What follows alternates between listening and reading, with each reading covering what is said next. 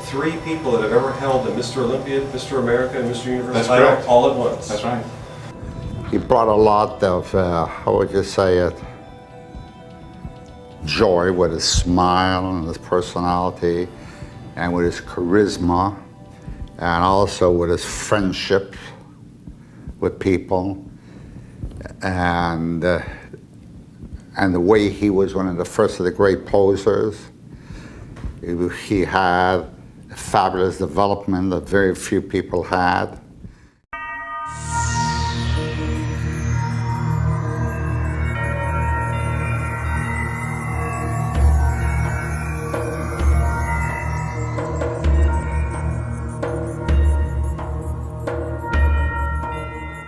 I didn't start out big at all. I was kind of a scrawny little kid. I hated it.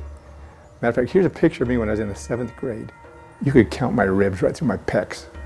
And I wanted to be looked up to, admired, loved, appreciated, and I wasn't. I was skinny.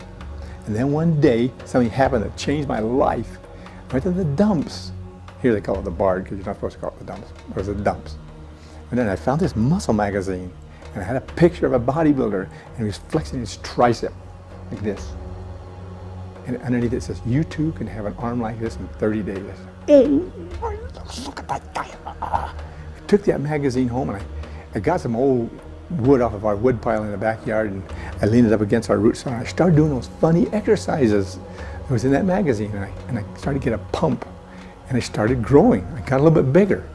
It was great because I felt myself getting bigger. Matter of fact, I remember I graduated, my arm was 12 and a half.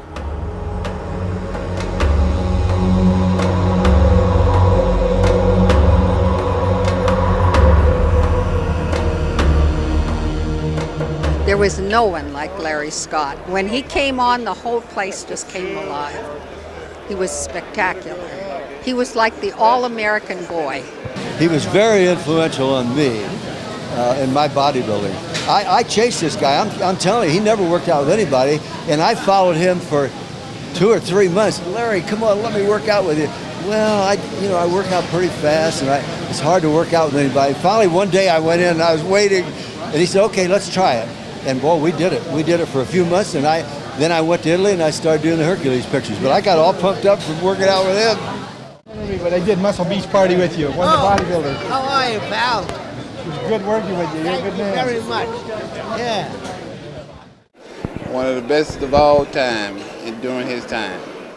Up until 1964, a person, when he won a Mr. America or the Mr. Universe title, they were unable to compete anymore. They can just win the title once and no more.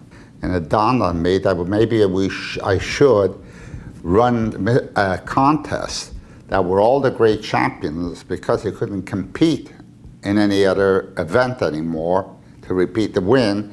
I should create a title, and where only the top winners who've exhausted the Mr. America and Mr. Universe wins, so they cannot compete anymore, would be able to compete in another contest.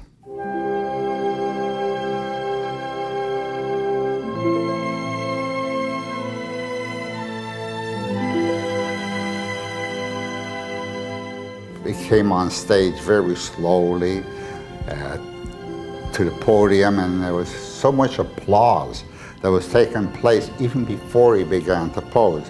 And when he did, the applause was thunderous. You know, I thought that the whole balcony was going to come down on me. He just took everything by storm and was the greatest applause I've ever heard in any contest.